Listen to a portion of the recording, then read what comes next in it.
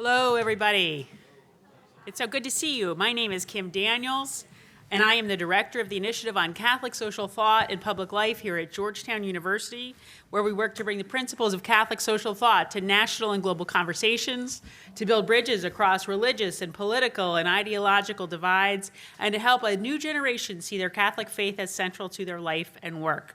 We want to thank you for being here. We want to welcome all of you to this Salt and Light gathering for young adults discussing the crisis of connection, strengthening faith and relationships. We're so glad so many of you are able to join us here at Georgetown's beautiful Capitol campus with this wonderful view of the Capitol.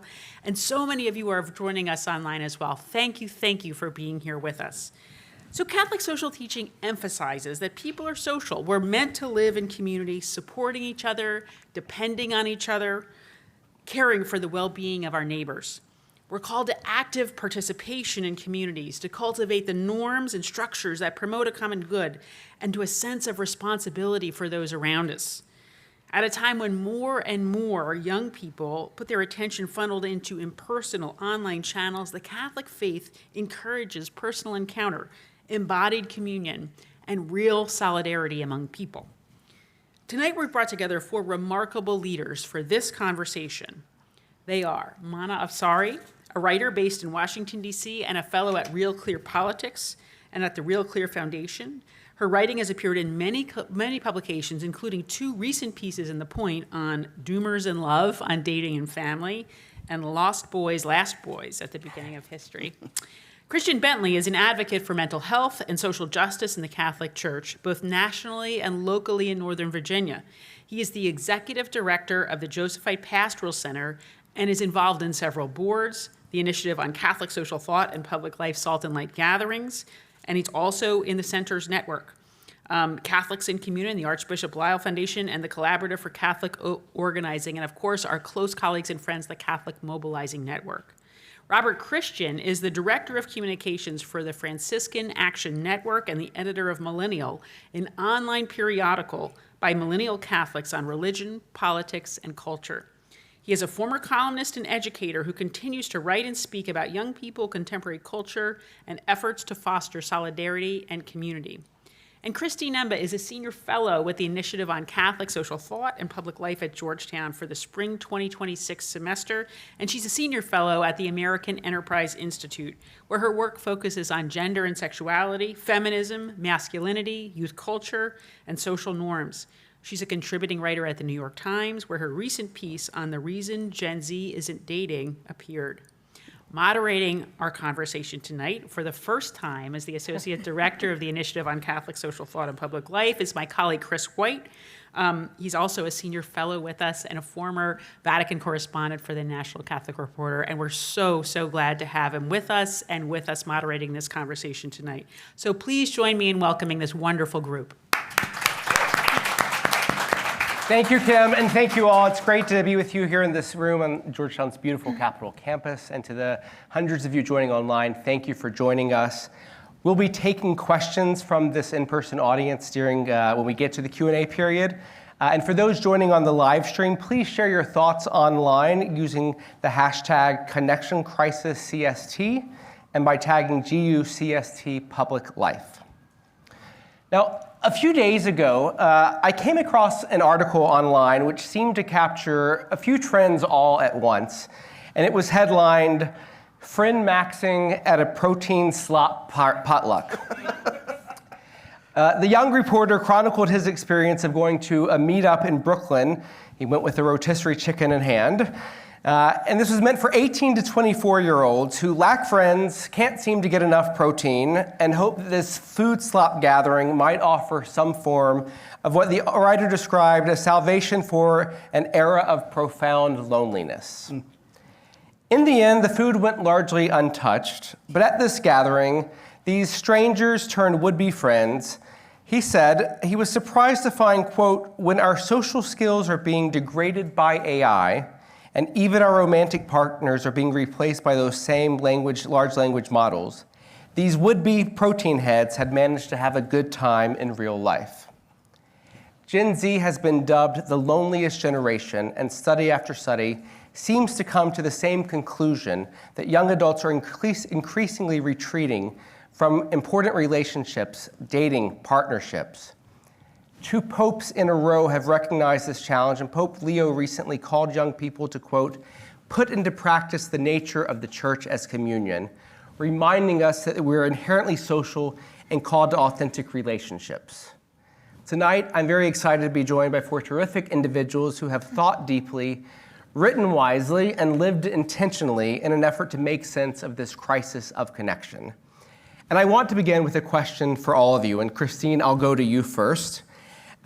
What's the best practical step our audience can take right now to turn the tides of this crisis of connection? No pressure. I mean, the first answer that comes to mind, obviously, is go out and buy a rotisserie chicken. But barring a deep interest in protein maxing or food slop, going somewhere, period, I think is the closest first step. Well, actually, no. I think even before going anywhere, simply putting down your phone wherever you are, whether that's actually alone, out in public, or with peers and companions. You know, when we talk about loneliness and talk about this loneliness crisis, often sort of the numbers and statistics are based on, you know, people meeting face to face, people forming partnerships in person, people maximizing relationships. And of course, the in-person component, the embodied component, is an important part. But I think it's easy to forget what stops us from having those embodied experiences in the first place. And often it's either a reliance on or a defaulting to the disembodied. That is to say, our technology, you know, looking at our phones instead of talking to someone in the grocery store line, you know, deciding to text a friend, sharing memes instead of actually picking up the phone and calling them, or perhaps even making a plan to meet them out in the open. I think the ease with which our technology, you know, kind of lies to us and suggests that we're forming a relationship when actually we are forming something at a distance makes it that much harder to forge real connection. And so stepping back from this tool that actually stands as a wall between us and other people, and practicing doing that, whether alone or in person, is a good first step. Yeah. I want to applaud this crowd here tonight who has done just that. So thank you. You've come somewhere. You've arrived. So thank you. Robert? Yeah. I think one thing is perhaps reconsidering like what freedom is. In a culture where absolute autonomy and the maximization of choice comes so easily, and we all kind of swim in these waters of hyper-individualism, to step back and think, is that really freedom? And is that leading to human flourishing? And I would suggest that it's not. And that thinking about like not being afraid to bind yourself to people and groups, that this could actually enhance your freedom, and it's something worth doing. Thank you. Mana? So I think I would start with emphasizing what we all know, which is that, you know, Christ's new commandment is to love one another as yourself, right? To love your neighbor. So we're already on a pretty good track as Catholics, Christians, or anybody in a religious life to embody communion better. I think the first practical step is to recognize that while there are so many technologies that have stripped or taken away from us, or changed at least the landscape of how we form connections, romantic, social, personal, and otherwise, the church has its own technologies. So relationships, for instance, he was talking about how we navigate autonomy in relationships and the preference in our culture for individual pleasure maximization over, say, reconciling with a family member. But I know before I take communion, I have to settle my scores with my brother. I can't be angry with people I love. I know that praying for people I'm angry at helps me to get over my anger and seek a form of charity.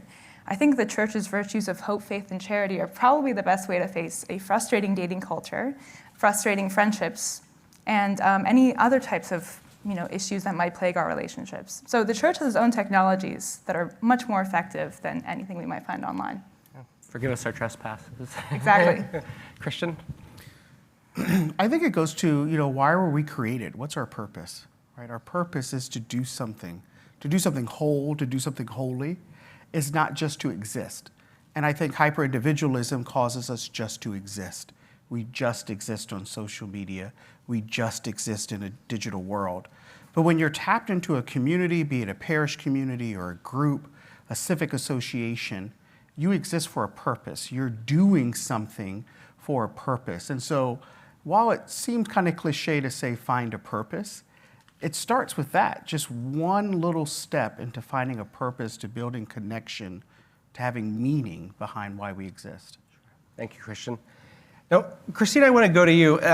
You recently wrote a piece in the New York Times, and actually, I think, Christine, you are responsible for some of my most dangerous rabbit holes. A Christine article is just a treasure trove of links that gets you at least half an hour of distraction. But you recently described Gen Z's approach to romance as often focused on the self and detached from real experiences. What do you think are some of the major contributors to this detachment? Yeah, I mean, first of all, I already talked about sort of the technologies that we are constantly bound to minute by minute. But actually, if we pull back and look at this on a micro, or rather a macro level, a term that you use in your first anecdote, which is just still, it's going to be stuck in my head for a while, is the concept of maximization. I think in this moment in time, due to a number of factors, whether it's sort of a felt precarity of our economic circumstances and social environment, or frankly, a decades-long push to make the self the center, to tell us that it is most important to become your full self, to develop yourself. We are focused on maximizing the self, that is, putting most to all of our resources into making our individual person better, optimizing our individual self, sometimes at the expense of other people, sometimes at the expense of simply opportunities to be with other people. And so I think that younger generations especially have really borne the brunt of the flowering of this self-optimization culture. And when you are, focused on the self, you remain focused on the self. There is nothing to spare for other people. And in fact, other people can sometimes begin to feel like distractions from your larger project. How are you gonna, finish your wellness routine if you have to go meet someone at the bar? How are you going to finish, reading this book and preparing for the next step in your career, or a test that you have to take to get a new certification if you're out hanging with friends? It's easy to sacrifice what seem like, activities or moments or people that aren't building to a larger next step in your own life, and justifying that by saying that you're doing something for yourself. And we now give each other and give ourselves a lot of excuses to do so. I want to talk specifically, you've written a lot about marriage and about the decline of marriage rates as one of the big indicators of this crisis of connection. In your opinion, how are social institutions like the family faring? Are there signs of new kinds of relationships that are replacing the connections and the networks that have typically upheld marriage? Or is our society suffering from an across-the-board breakdown? I mean, an inability to encounter people in a meaningful way. I mean, this is beginning to sound like a bit of a depressing panel, unfortunately. Yeah, I mean, when we look at marriage rates specifically, they are, way down.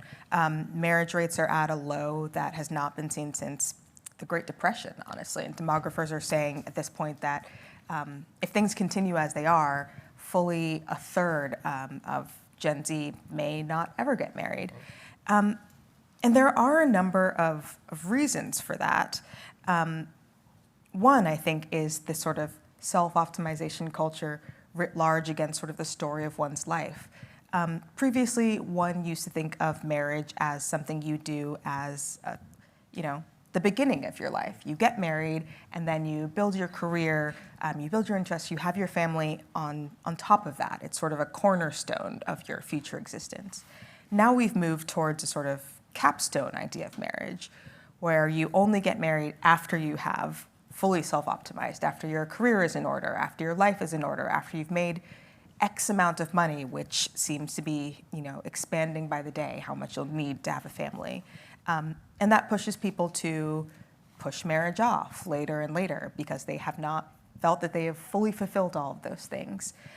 So marriages will happen later in life and sometimes not at all if you feel like you haven't reached your potential yet. I think that there are some attempts to create other structures that, might serve the role that a family plays. There's more interest in friendship relationships, a sort of found family, rather than having a spouse relying on friends as life partners. But at the same time, those same forces are pushing apart, even friendship relationships. And those tend to have even sort of weaker bonds than those of family. It's much easier to, say that you're relying on your friends, but you don't want to bother them and they don't live near you. So rather than asking to be picked up from the airport or going out for dinner, you will hire someone or, call a car. And so while it may feel easy to pursue those relationships outside, often it isn't working as well. And I want to go to you on this point. You've written a lot about dating norms and about the partisan or ideological undercurrents to some of the issues in young people's ability to connect.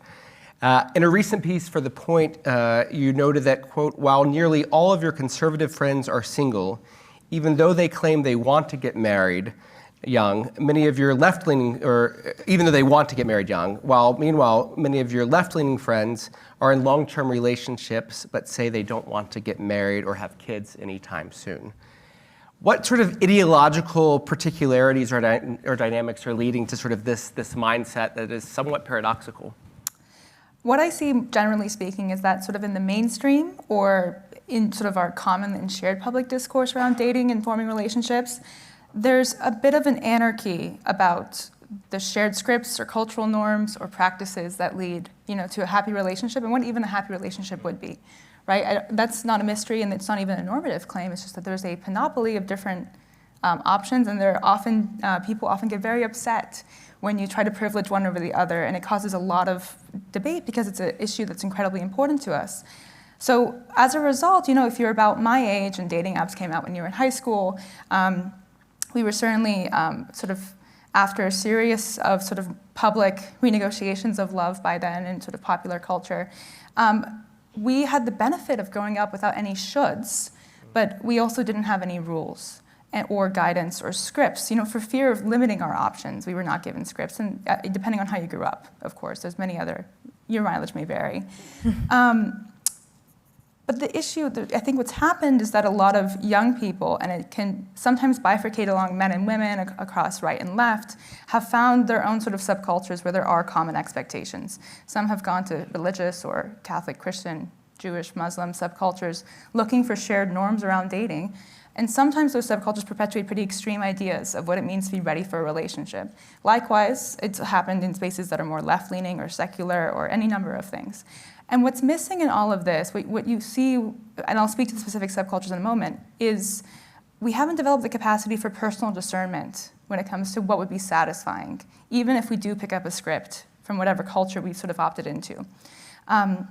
So when you look at sort of conservatives or religious young people, the reason I've anecdotally thought maybe a lot of them aren't getting into relationships, or they may have difficulty despite being quite open about wanting those things, is that they have a very high barrier to entry to even go on a date. Somebody has to meet all of these criteria that they've probably read about online and what makes an ideal sort of Catholic spouse. And of course, what you have in other spaces is this kind of complete lack of norms. And so people end up in these ill-defined, kind of amorphous relationships for a long time. Now, these are huge overgeneralizations, but that is kind of the meaning behind the anecdote I shared in that piece. And with respect to personal discernment, we're living in a culture, as Pope Leo said, of simulation. And I think, he put it better than I could have. But what I did note in that essay I wrote, and what I've noted more broadly, is that most of us have had archetypes or expectations prefigured about dating and relationship formation long before we've ever actually experienced them. So this affects us socially and romantically, of course. And when you look at different subcultures, at the beginning you spoke about the rotisserie chicken protein maxing slop party. And what I notice about different subcultures like the New Right, Dime Square, effective altruism, of probably many DSA groups, is that they're outlets for social formation as well. And increasingly, while that's a good thing that people have found opportunities for social formation, while the public square is kind of thinned out from them, broadly speaking, what I worry is that their social formation is limited into ideological boxes, which is also the issue in dating increasingly. Christine mentioned that this has the possibility of being a very depressing panel. Yeah. And I'm just curious, is there a possibility in this time of intense polarization that you mentioned, where perhaps both poles to converge into norms that are in a sense truly socially generative? Yes, because there's a lot of shared DNA between the concerns across, at least especially romantically, across these different groups. So if you wanted to caricature, so you say you have like sort of left-wing young women, maybe some of them who are not religious, and say very religious or right-wing young men. There's shared DNA, across the dating spectrum, no matter across this sex-segregated media ecosystem that sort of sells insane, caricatures of the opposite sex or people across political divides. It's the feeling that young people want to live in a world where not everything is for sale. Why is that such a potent need for them? Well, because, before we formed real friendships, we had smartphones that mediated that for us. Before we formed real relationships, we had dating apps that mediated for us. And I actually, more than most, am sort of pro-dating apps, but one way or another, they have changed the norms around how we connect. Much of the public square or sort of shared norms around these things, the shared common sense intuitions, were thinned out or radically changed. And now those opportunities are sold back to us in the forms of different apps and programs, and sometimes, thankfully, through meetup groups, which are free, but that's a whole different thing. Just the other day, there's been this tweet trending on X about how in-person social outings are a $400 billion market. It really was just taken away and sold back, as a premium, as a privilege, rather than just a facet of life. And I don't think scapegoating or pointing to the tech companies, even though there's a lot to sort of criticize, is the right answer. I really, think of the St. Augustine line that bad times, good times, we make the times, and it's in our power to change things. And I'll mention that in my closing statement. But here's another commonality. What I hear all around is fear. And if you think of, John 4:18, perfect love casts out fear. The theological virtues of the church can help us combat basically being afraid of the opposite sex or believing in saying things like, all the young women I know or could date are on OnlyFans, or, all the young men are cheaters and liars. When I speak to teenage young women who spend a lot of time on TikTok, regardless of whether they're right or left, they'll tell me things like, all men are cheaters and liars. And I'll ask them who, and they can't name somebody. It's something they saw online, and it's very frightening. It resonates with some sort of primordial fear or some sort of experience they had at one time, and then it generalizes their entire experience. And this is true right and left. So it's comforting that there's a lot of shared concerns across the political spectrum, and it gives us a sense that charity and the ability to practice personal discernment and to honestly accept that there's nothing pathological about suffering when you go into the dating market and figure it out. There's nothing pathological about suffering over the course of a long-term relationship. There's nothing pathological about having fights with your mother. Every relationship carries these burdens, but thankfully certain subcultures, traditions, hopefully healthy relationships can help us understand when something has gone too far, or for our own sake, whether something is healthy or toxic. Great, thank you. Robert, I knew you online before I knew you in real life. Your publication, Millennial, focuses on upholding and expressing the dignity of the human person and of that person in the context of a community in light of Catholic social teaching. I would ask you, what are some of the obstacles to the recognition of that dignity, and how does Catholic social teaching help us to move past them? Yeah, I think that the Catholic understanding of dignity is different than the common understanding of dignity that's widespread in our culture. One that focuses, like I said earlier, on autonomy, absolute autonomy, but also control. But the Catholic understanding, dignity is linked to the ability to love others and pursue communion. And love means not having total control. It's inherent to that. Catholic social teaching also says empirically you cannot become an entirely autonomous person. We all depend on each other no matter what. So that shapes that Catholic idea of freedom, and it links it to responsibility. Having the space and support to be able to exercise your responsibilities so you can animate your entire life with love, essentially. And I really saw this as a teacher, where I felt so connected to my students, had an amazing sense of community, and I had many, many responsibilities. And some were self-imposed, but I still had the belief that I needed to show up. Like I tried to go see my students every sports team, every dance concert, whenever they were doing poetry or singing or all of these things. And that meant less freedom of action. That meant more busy nights. But I never felt more free because those binding ties made me free to be who I was made to be and who I wanted to be. You talk about your kids, your school kids that you've taught. You're also a father, in addition to leading the communication efforts for the Franciscan Action Network. I'm just curious, what are some of the values that you've seen in your own kids or the kids that you've taught, your students, that are perhaps different from certain things that your generation values? Yes, I think that there is a lot of continuity, and in many ways there's a deepening of the challenges that millennials have had to face. Primarily that intensifying individualism, that hyper-individualism. What's different now, I think, are these conditions that are intensifying it. And a couple that I would see, not so much with my kids, would be phones and social media. Not for my kids, because I don't let them have those. But I think there are also bigger structural issues driving this that's been alluded to, with this sort of sense of precarity that's going on, and economic factors. But yeah, the social media companies knew that what they were doing, their algorithms were harming teenage kids, teenage girls especially, and they didn't change because they wanted to maximize their profits. It's quite sinister. Right, and Jonathan Haidt has all this great work now that's talking about trying to fix this, trying to address this.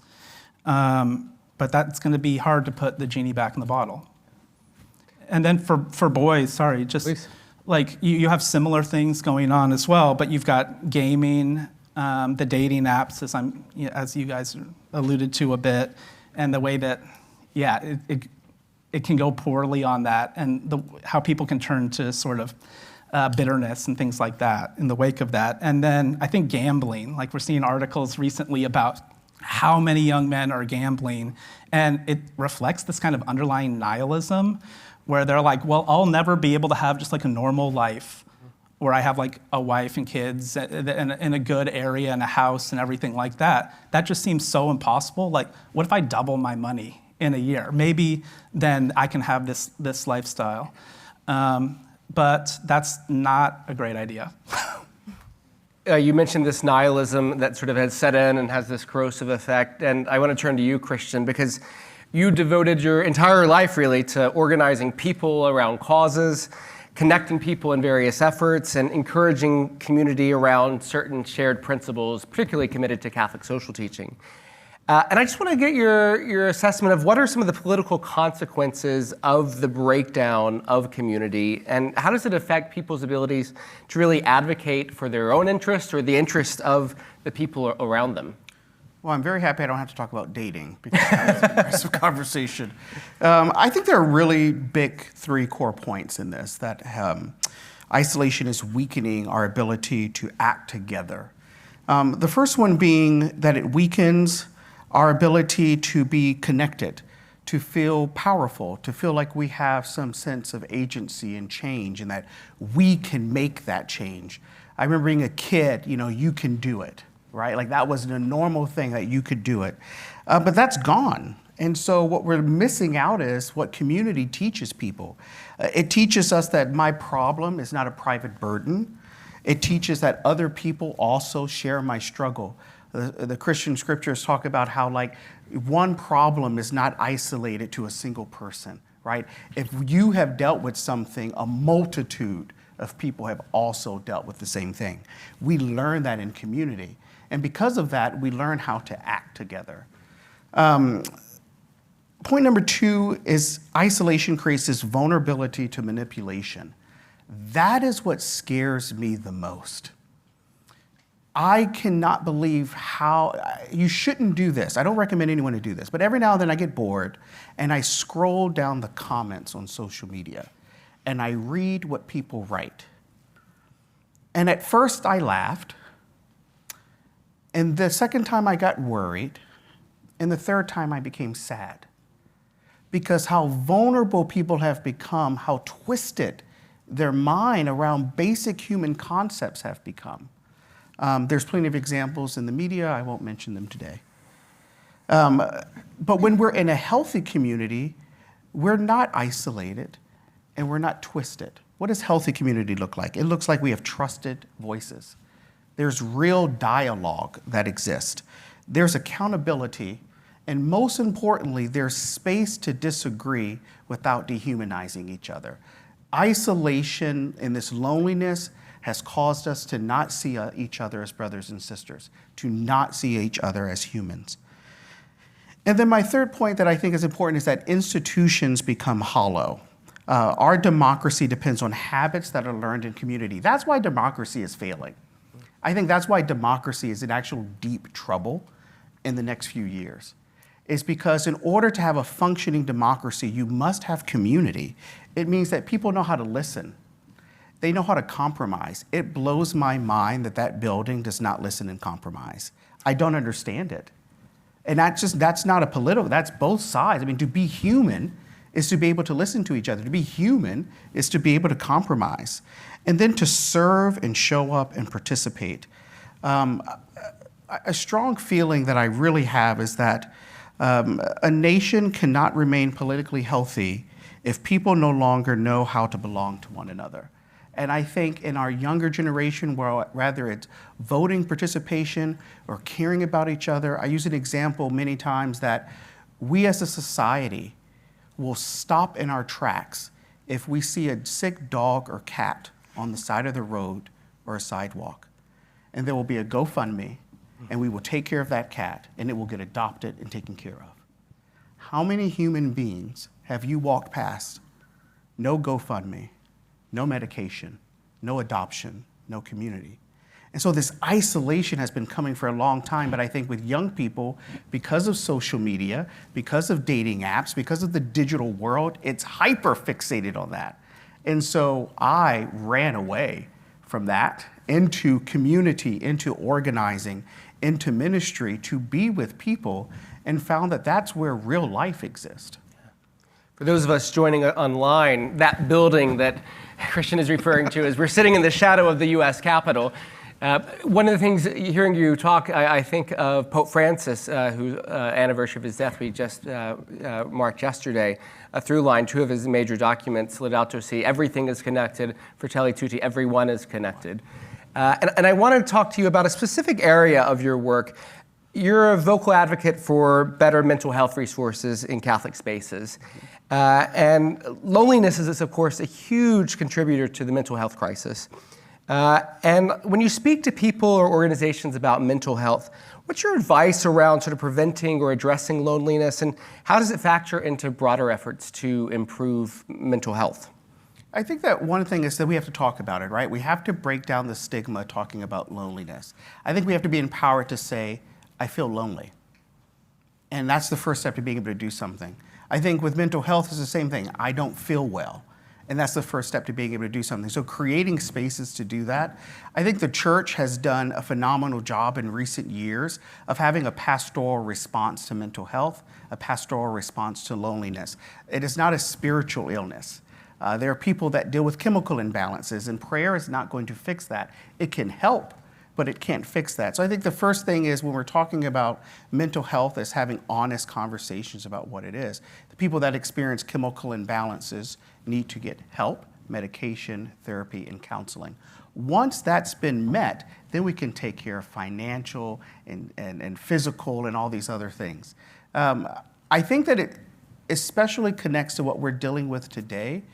Because of loneliness and isolation, I think we're seeing a creation of new types of anxiety.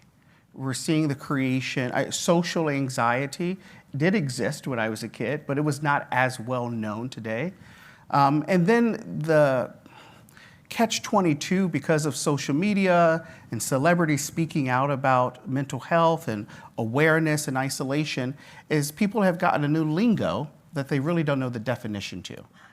So we hear things tossed around like, oh, well, that's toxic, or, that's trauma dumping. No, that's building community and sharing your problems with each other. And so I think while we are seeing more acceptance and breakdown of stigma, we really have to balance it out to make sure that people are actually getting the real help that they need.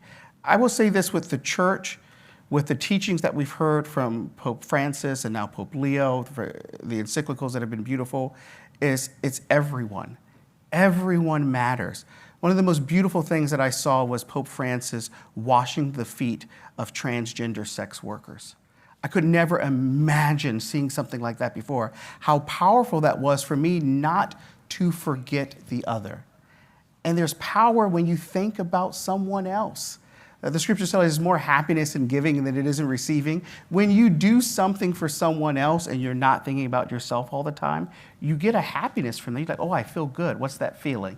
And then you chase after that. And so I think when we talk about mental health and community building and organizing, it's important to have authentic, real spaces where people can show up and be fully functioning as themselves. Great. That's helpful because I want to turn the conversation, much of what we've talked about has been rather diagnostic. And a question for all of you, where should people go to find healthy norms, to find structures and rules for behavior that are, when so much is broken down, that are restorative? What are some of the restorative places or practices that you would direct people to? Christine? I think what we want to say, what I think we all want to be able to say is the church and the communities that we make within our church, whether it's smaller groups or sort of the larger body of Christ. But I do feel at the same time that sometimes that's not the case. I think that I've actually been having a number of discussions with friends who are religious about sort of the differences in how certain denominations operate. And one thing that comes up quite frequently is the idea that, Catholics are really good at having a Mass, and you go to Mass, and you partake of the Eucharist, and then you leave. That's kind of what you do, as opposed to, evangelical or other Protestant groups where it's like you go to church, yes, but then also there's like a small group and there's someone who's greeting you at the door and you can join something for young men or young women or married, people or people with kids. And there are all of these like outside wraparound community things that tie people together outside of just sort of the operation of the service. And I think that we need to find a way to build more of those within the Catholic community. And I think if we haven't built those yet, or if you do not see those in your spaces or your parishes, the work is to try and build them, but also go to other places if you need to. If you are not finding what you need where you are, like join something. Whether it's uncomfortable, whether it's novel, whether it's, something that isn't even that interesting to you. I think simply forcing yourself to be in community with other people you didn't necessarily, put together yourself and choose, is a first step. I would also say,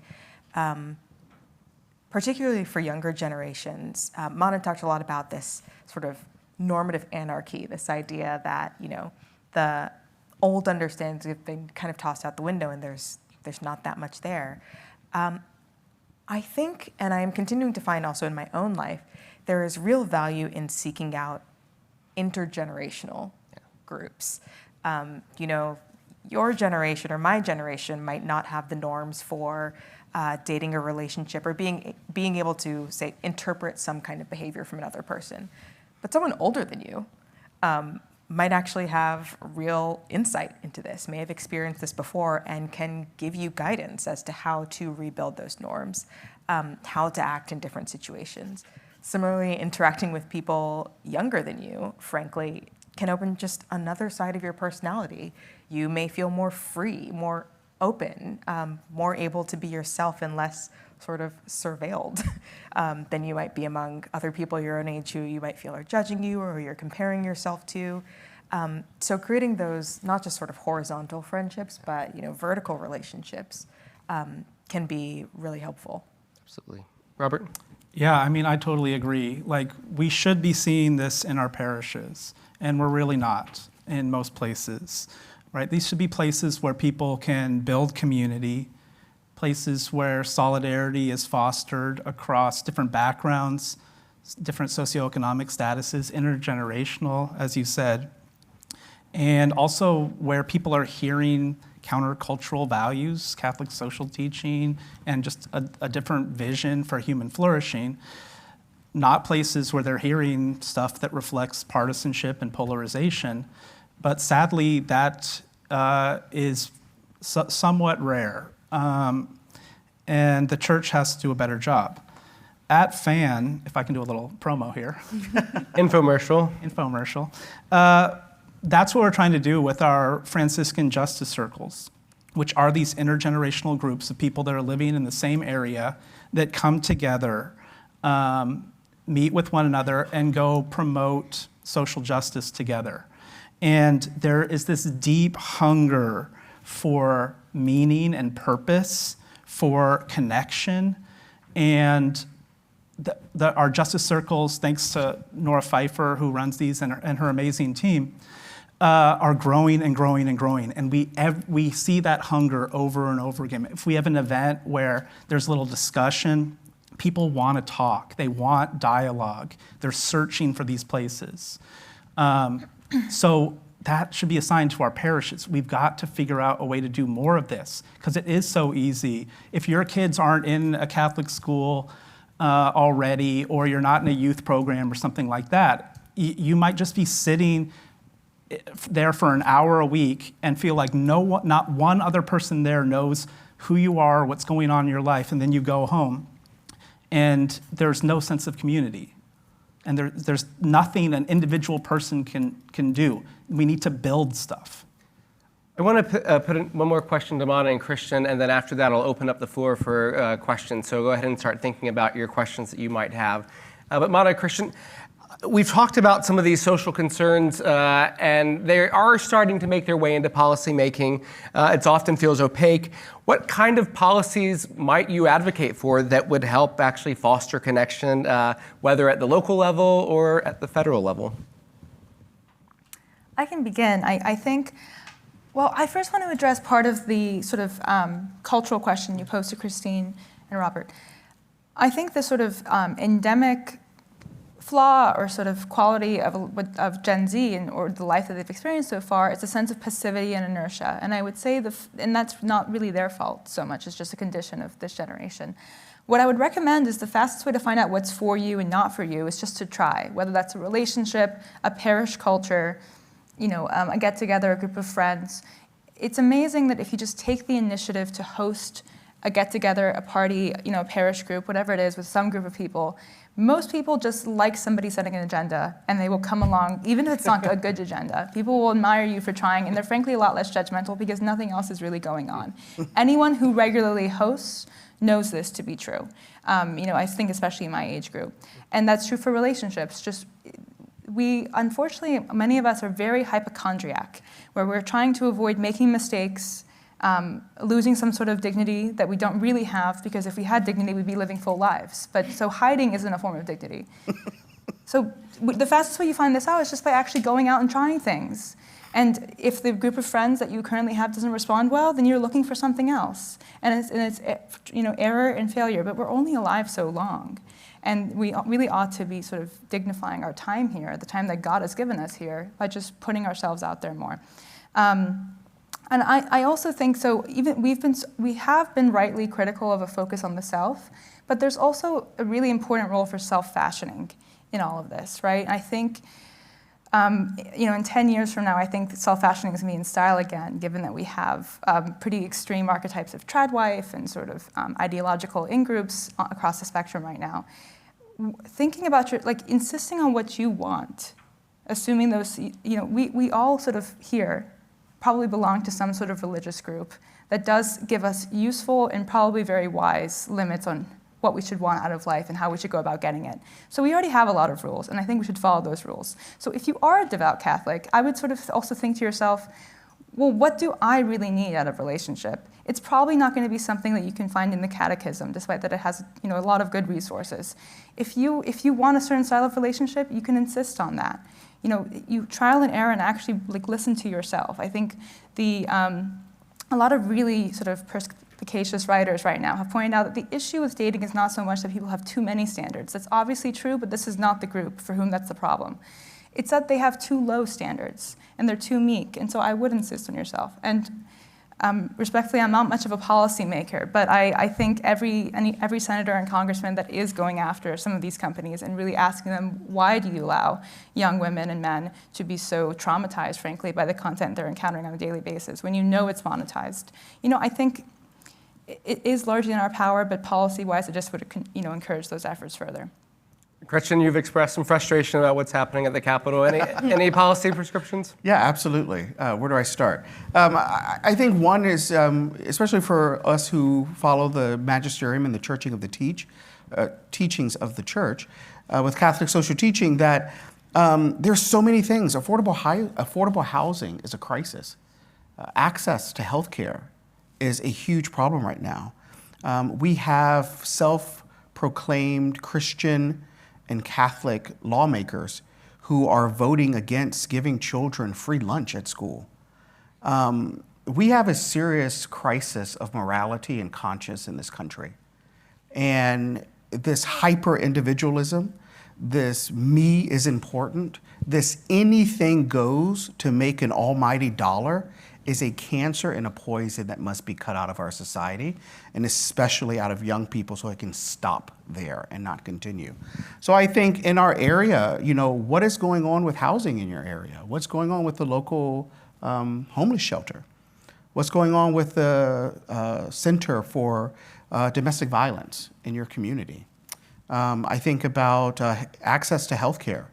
We're going to see a lot of people fall off of Medicaid and Medicare. In my policy groups in Virginia, we're having deep discussions about what does that mean for our community? What does that mean for individuals who are receiving antipsychotics and antidepressants? What does that mean for our folks who are without a house? Is that going to be criminalized? Are they going to become sick because they can't have access to their medication? And then are they going to become scared and confused? Are they going to hurt someone? Are they going to get arrested? Are they going to get killed by the police? These are very serious questions that I believe the gospel and our baptism calls us to participate in, to stand in solidarity with the most vulnerable and the most weak. So absolutely, get on Google AI if you have to, and be like, what policies are going on in Montgomery County, Maryland, and figure out where is that, and then sit with that with the Holy Spirit and wonder, how is God calling me to participate? But I think that we have the most access to unfiltered information than any other generation that has ever lived before us. What are we doing with that? And how are we using that to stand up for others, for the vulnerable? I think that is a question that I'm hoping I'll be asked at the gate of St. Peter, so I can give an answer to that and hopefully hear, well done, thy good and faithful servant. It's a great challenge for all of us. I want to turn the floor over to you all for questions. We've got a bit of time. I think there's a microphone going around. Yes, Jose, correct? Yes, right here. Thank you all, Jose, 26, single. I like that, Jose. He's taking risk. I love it. He's showing up. I know. So, how do we account for the incel phenomenon, which I find fascinating but scary? I know many self-identify incels about my age who claim to be Christians, or baptized Christians, in fact. Nonetheless, they hold very Nietzschean pagan values about power and dominance. And they view chastity or commitment in love or sacrifice as weakness and as a vice.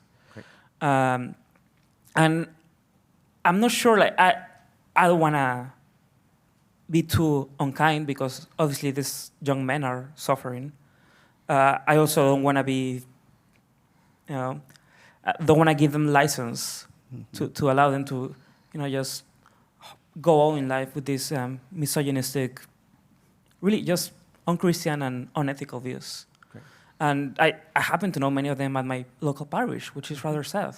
And in private, not in public, but in private, they will make the most misogynistic comments, also anti-Semitic and often racist, xenophobic comments, but that's another issue, I guess, so correlated, I don't know. But what are your thoughts? Great. Thank you. I'm going to get one or two more questions, and then I'll put the questions to the panelists right here in the front row. Thank you, Blaine. Mine is really related, actually. I was going to ask if you guys could all comment on the so-called male loneliness epidemic. Is it actually one way or the other? Is that kind of a facade? What's going on? What's causing it? What can fix it? It's kind of related. Okay, great. I think those questions are a bit in tandem, so let's take those. And who wants to go first, Anna? So I think I'll speak to the first question, and maybe related to the second one, but Christine's also has a really lot of good insights here.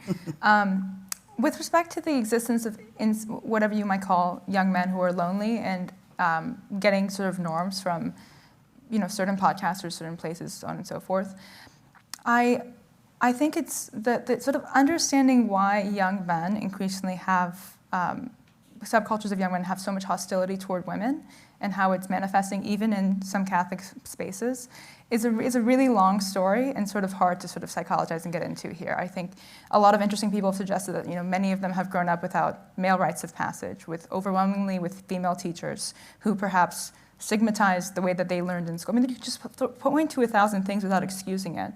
But insofar as this exists within Christian communities, what I've noticed and why I emphasize personal discernment and self-fashioning when it comes to finding relationships, thinking about your faith and how it actually fits into your modern life. Many people adopt the letter without the spirit of some of these things. Come on now. And so, I've been to environments where people are talking constantly about how we would fix the coupling crisis if we banned birth control. And and one might even agree with the fact that contraception shouldn't be used. And many will not. But the way that they use it as a bludgeon suggests to me that they don't actually honor the idea of sacramental marriage. And I think what I would say about these young men, the comments they're saying, some might be blowing off steam, but a huge majority of them may have adopted a facade or the letter of Christian teaching to point to the people that they are most frustrated with.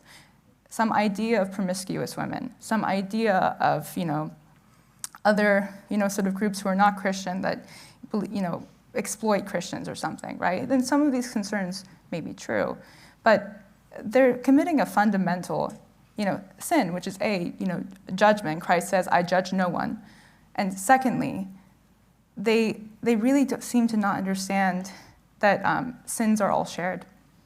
Right, and so I think this is not just a bad catechism; it's a formation of the heart issue, and I think you're in the right place. You're onto a good track, and that's what I mean.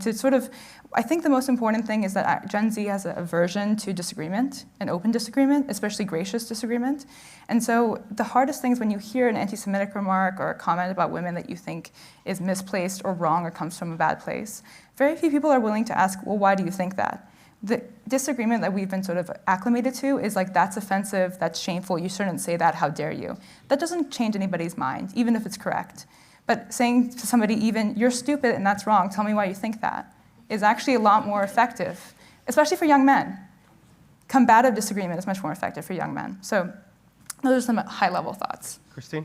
Yeah, a bit alarming to be pointing to as a person who has a lot of experience with incels. Yeah, unfortunately, it is a thing. Yeah, this is a group that I've reported on and researched quite a bit. I want to go back to first the points that we were making earlier about isolation. One of the things that happens in isolation is that you become enraptured by your own mind and your own ideas of the world, and allow them to continue to proliferate unchecked by the real world. I think one of the like sort of core understandings that I have of the incel phenomenon and young men who identify themselves as incels is often that they have decided to take on that identity, decided that that is where they fit, and do not allow that identity to be challenged by encountering someone else. There are, I think, so many young men, who I talk to, who I've reported, who, espouse these sort of incel beliefs about how women only want one thing, or, women believe this or that, and that's why they aren't successful with women. And I'm like, okay, have you ever asked out a woman? No. Okay, so how do you know all this about women? Maybe you should try talking to one, and they might actually be able to correct those assumptions.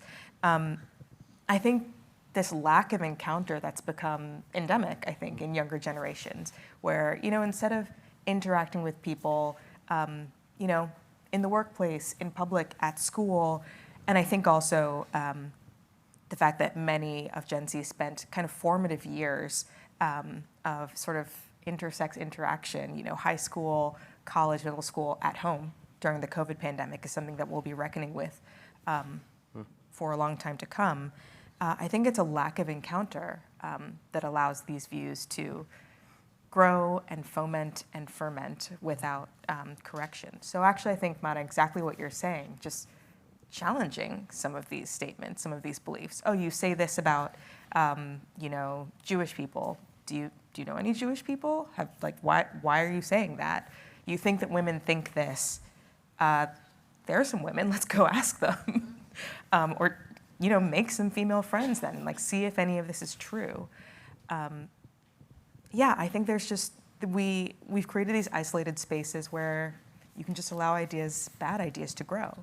And they're also reinforced, I think, by, frankly, crisis profiteers on social media. These podcasters and advice givers who say that they want to help young men become more successful or something. But what they're really doing is, giving inflammatory advice and ideas because that is what gets them clicks. They're not interested in helping. They're interested in making money. The lives who they're advising are theoretical. Their success is not.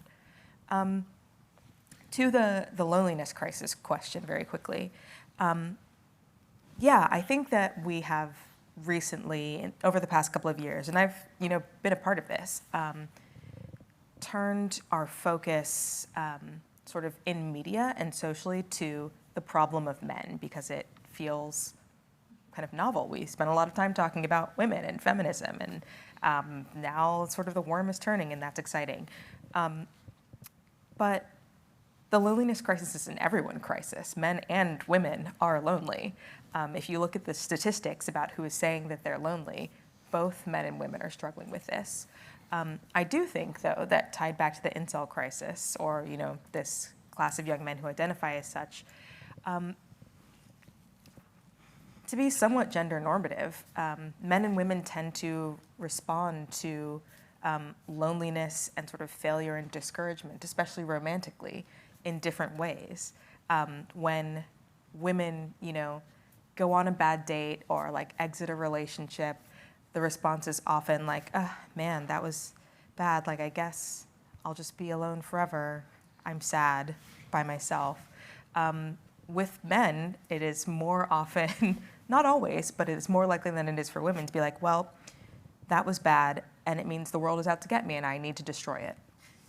And what that actually looks like, I mean, like, it is humorous in some sense, but also alarming, because what that tends to look like is women are sad and lonely and, fall into a depression or an anxiety by themselves. Men tend to be more likely to take it out on the outside world. Incels became a kind of news conversation because there were mass shootings being carried out by men who identified as such, were frustrated at their feelings of romantic non-success, and were taking it out on the outside world. And I think that is maybe why the media has also focused more on the male loneliness crisis, because the outflows, whether it is violence against women, whether it is showing up in sort of misogynistic conversation that then enters the political sphere, tends to be much more visible than the harms that women are experiencing. Great. Robert, and then Christian for final thoughts. Yeah, I mean, I totally agree with what you're saying, but I also think that there is a structural issue and a class issue, right? Because loneliness, isolation, and the decline in marriage are all greater among working class people. Yep. Mm-hmm. So it's essential to think about what economic factors are driving this. And a lot of boys struggling in school and then not going on to get college degrees, and that gap between women and men now is making it more difficult for a lot of men to find a spouse. They could be doing a lot of things better, perhaps. But I think that, and also men seem to rely more on their spouse for emotional support, whereas women have these better networks to sort of deal maybe with romantic disappointments and stuff like that. But all of this, I think, does point to the need to fix the economy and to rebuild a middle class that has been shattered into a million pieces. Mm-hmm. So that especially for people without college degrees, they should be able to live a life of dignity with the family that they want, with communities where they're valued, and they can live the type of life they were made to live. And the failure to build that economy is on all of us. Christian, final word. Yeah, amen to that. I also want to say that there was something very important in there that I don't want to be missed that you shared, sir, and that is that it's not just the opinion about women that has become dogmatic and demonic and ugly. It's the opinion about the other. It's the opinion about the immigrant, which allows us to see our brothers and sisters get tackled like dogs in the street.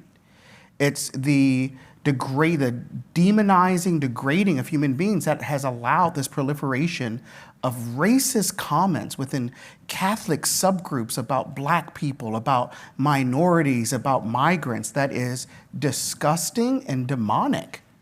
And so in this conversation, when this loneliness, this dehumanization that has happened, this separation, this acceptance of anti-gospel values is damaging us not just in our love life, it's damaging us in how we operate as brothers and sisters with each other.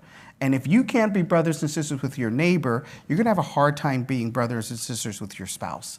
And so until we fix that and we repair that, it is a human dignity issue. Great. Brothers and sisters all. I just want to thank everyone as we wind down here. We've had a very full year of dialogues at the initiative, and I encourage you to please go on our website. All of them are recorded, so please check them out on our website and on our social media channels. Please stay tuned for more dialogues in the weeks ahead. And please also sign up for our mailing list so that you don't miss any updates. We have sign-up lists downstairs and in the back. We're not going to be like the people who go to Mass and leave. So for those of you who are here in this room, there is a reception afterwards to continue the conversation and to meet one another. So please join us back there. This discussion that we had tonight is being recorded and will soon be posted on our website. So please follow up on that and share it with your friends.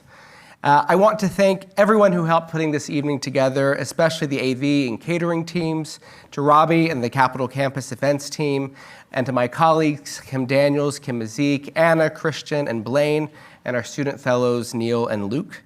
Thank you all for joining us this evening, and especially our dialogue panelists here tonight. Please join me in thanking Mana Afsari, Christian Bentley, Robert Christian, and Christine Imba.